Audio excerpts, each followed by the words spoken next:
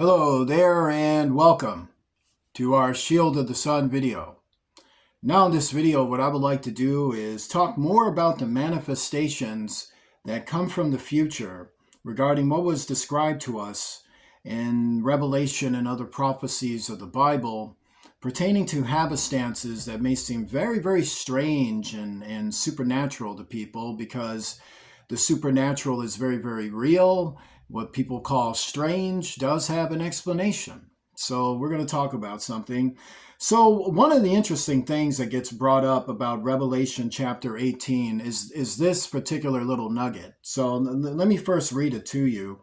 So we got Revelation chapter 18, verse 11. And the merchants of the earth shall weep and mourn over her, for no man buyeth their merchandise any more, the merchandise of gold and silver and precious stones, and of pearls and fine linen, and purple and silk and scarlet, and all fine wood, and all manner vessels of ivory, and all manner vessels of most precious wood, and of brass and iron and marble, and cinnamon and odors, and ointments and frankincense, and wine and oil and fine flour, and wheat and beast and sheep and horses and chariots and slaves. And this last nugget that tends to really baffle people. And souls of men. So people, they'll look at that as like souls of men. Someone is able to buy souls of men as merchandise? Yeah. Like, isn't that shocking? Well, to understand it, people tend to wonder about that. What's going on in the future? Well, to understand, first let's look at the context. We got Revelation chapter 18 describing a city that is ruled by an alien being living on Earth, where a planet has experienced forced coexistence for centuries by that point, and the prophecy of the Antichrist is fulfilled in their day and age and centuries away in the future. And in the future, there's a city that is ruled by Apollyon, who is actually the devil who fell from heaven, and she lives on earth in a masculine body and lives this way.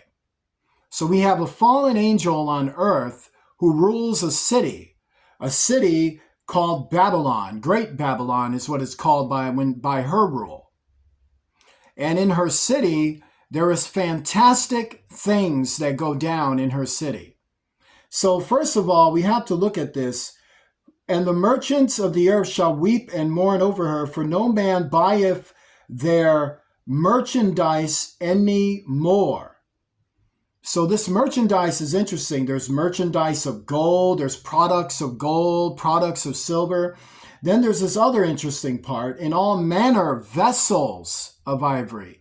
Vessels. So what does that mean? It means vehicles. It means things that are of inventions that have different functions and abilities. Like drive along the road, fly across the air, make my toast, things like that. The things like that are made of ivory and precious wood and brass and iron and marble. There's even things made of cinnamon and odors. Like you might be able to buy a blanket that smells like sulfur. Ointments and frankincense, and then there's this thing called slaves. So that means people. You're able to buy people in the future. Slavery returns in the future, and there's a human slave market in the future, and you're able to buy slaves. Because remember, there's fallen angels in the future according to the Bible, and the fallen angels, according to the Bible, seek to enslave humanity and get humanity to enslave each other as well. And thus there are merchants who live under a system ruled by fallen angels, and their empress is the devil on earth, and these persons take part in a civilization like this. And one of the products of their civilization is not only slaves, but souls of men. So you got to be like, souls of men, where are they getting them? Well, where do the souls go if they don't go to heaven? The Bible tells you they go to the realm of the dead. So what happened with Samuel when Samuel went to the realm of the dead? You had this Satanist at Endor who conjured him up. And then when she conjured him up, they had this whole entire thing that went down, which ended up costing Saul his life. So we know that there is a realm of the dead where these persons who are still unrepentant and have to go through this trial can also be used, as we saw in Samuel's case, for other things. In fact, to understand further, because it is a tripped out subject, what we have in the future is that fallen angels forced coexistence upon us. And the trumpet prophecies reveal mountains burning on fire, which are just simply multidimensional worlds. The realm of the dead is a multidimensional world where souls go there to be tried and under tribulation for being unrepentant. And in the midst of these trials and tribulations, the story of Samuel after he died shows us they can be subjected to various things that go on earth in correlation with prophecy. To understand further, souls of men, that's to say persons already dead who exist in a bodily form that is not of earth, but they exist somewhere else, and they can be taken from this somewhere else and bought by these merchants of the earth of the future. Bought for what purposes? Would be the purposes only the fallen angels would know, because this would be a science, a methodology, and a supernatural happenstance all rolled into one. Now, is there any verification with all of that? So join me in Revelation chapter 13. And when you come with me into Revelation chapter 13, let's first read something that's very interesting. This is in verse 12. And he exerciseth all the power of the first beast before him, and causeth the earth and them which dwell therein to worship the first beast, whose deadly wound was healed. So who's that about? That's about Apollyon, who's went from Abaddon to Apollyon. So this is about Apollyon. Apollyon, the same devil who rules Great Babylon, described in Revelation chapter 18. So what's up with this devil on earth? What are the things about the devil on earth in the future? The power that this thing was given. What do we got? And he doeth great wonders. Well, say that again. And he doeth great wonders. Then there's even an example. Let's look at this. And he doeth great wonders, so that he maketh fire come down from heaven on the earth in the sight of men. So one of those examples is that he can call upon supernatural fire from a multi-dimensional sphere and drop it down on the temporal plane and burn a city or burn a population or burn the environment or burn some animals. Which could explain why he finds so much metal. And he doeth great wonders, so that he maketh fire come down from heaven on the earth in the sight of men. But let's look at that part, great wonders, because the last part is describing one wonder. Here's a type of wonder he can do, but it says great wonders. He can do more than that. Meaning the devil has been given power to do great wonders. But what kind? To understand wonders is already, it's supernatural activity that bypasses space-time, temporal reality, and laws. So now let's look at verse 14, chapter 13. And deceiveth them that dwell on the earth by the means of those miracles. What? Listen to this carefully. And deceiveth them that dwell on the earth by the means of those miracles? Means of those miracles? He doeth great wonders? He's called the Antichrist. So what kind of power does he have? And souls of men, he has a city where you can buy souls of men. So therefore, they have access to multidimensional fields in the realm of the dead, and they can access souls of men. And he doeth great wonders. He deceiveth by those miracles. That's pretty weird. In fact, that's strange. In fact, that's supernatural. So what are these souls of men? What is he doing with them? Like, to understand it, these souls of men, they're unrepentant. They're in a vulnerable state of existence. They're familiars. So when you're souls of men and you're not in heaven, what are you? You're a familiar.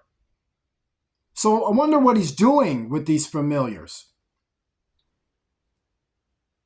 Like, he takes them from the realm of the dead and he buys them, and these merchants buy them.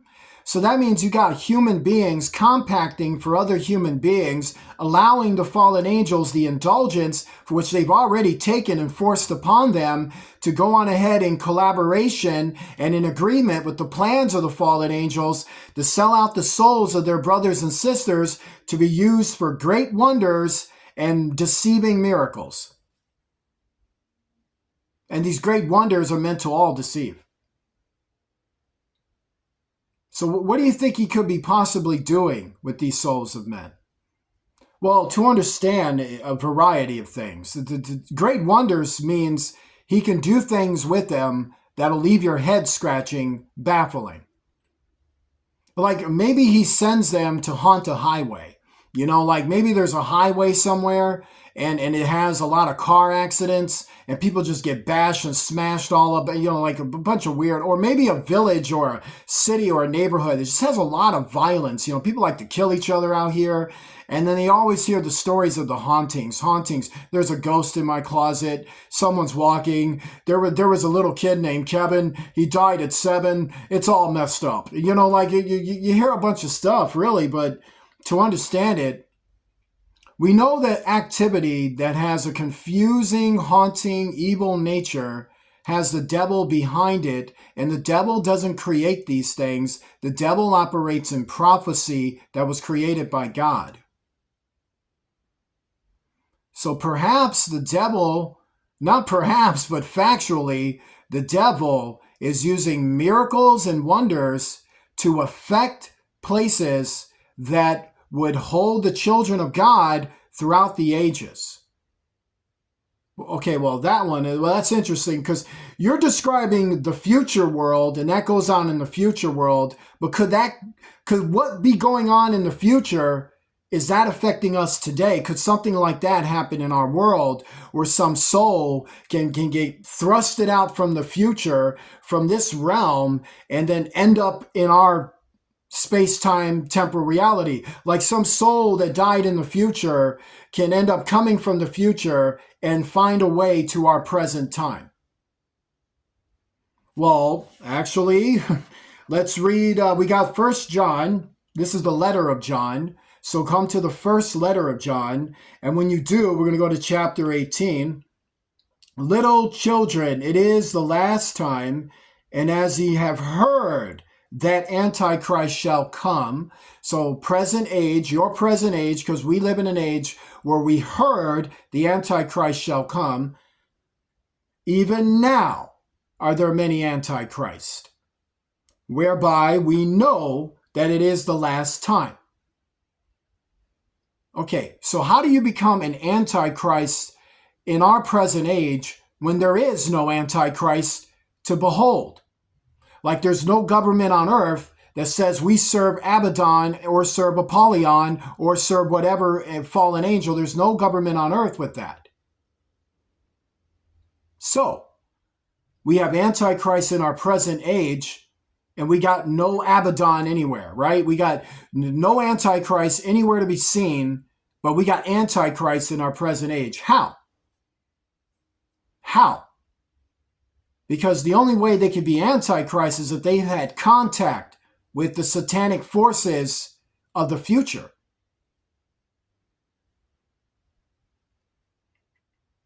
whereby we know that it is the last time. Now listen to this. They went out from us, but they were not of us. Uh-oh. So where do they go? Like, they don't tell you where they're going?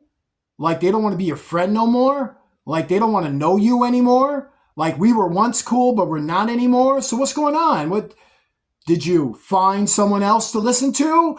And you went over there? And what was going on with that? Let's listen. For if they had been of us, they would no doubt have continued with us, meaning with humanity, with mankind, with their neighbors, with their household, with their family.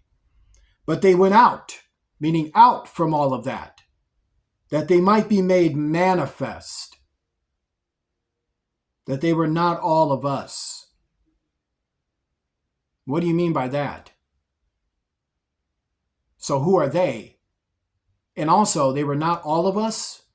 So we had some among us? Listen to this. That they might be made manifest that they were not all of us. Meaning there is a reality in that group that might scare you. These persons left their households and ran into satanic spirits from the future, who are able to do wonders and miracles involving souls of men and a bunch of other things. And they came into contact with those supernatural forces who put things upon them, like familiars from the future, like demonic possession, like the ability to tell future events for gainsaying and coordinating their efforts to murder, rob, and destroy humanity, particularly the children of God. The Antichrist of our present age came into contact with satanic forces in order to manifest the works of the future in our present age today, is what the Bible's teaching you. So the things in Revelation 18, though it is in the future, all that crazy stuff going down, that crazy stuff finds its way through the space-time continuums and comes by remote temptation to those willing to open up their space, their body, and their mind and soul to those forces who will then come upon them and give them the power to manifest Antichrist works in our present age. And thus, we have those types of criminals and evil sorts in our world today. We have persons, Antichrist persons, in our world that hold secrets that can release even familiar souls of men from the future even upon us, and various other wonders and miracles that would baffle the mind. Join me in a prayer. Our Father, who art in heaven, hallowed be thy name. Thy kingdom come, thy will be done, on earth as it is in heaven. Give us this day our daily bread. Forgive us of our debts as we forgive those who are our debtors. Lead us not into temptation. Deliver us from evil. For thou art with us, for thine is a kingdom, power, and glory forever and ever. In the name of Jesus Christ, the King of heaven. Amen. Please remember to donate to Shield of the Sun using Cash App, the $ Shield of the Sun, spelled as small case letters closed together. It's very imperative and important that to please do so. I want to say God bless you to each and every one of you, and I shall see you soon.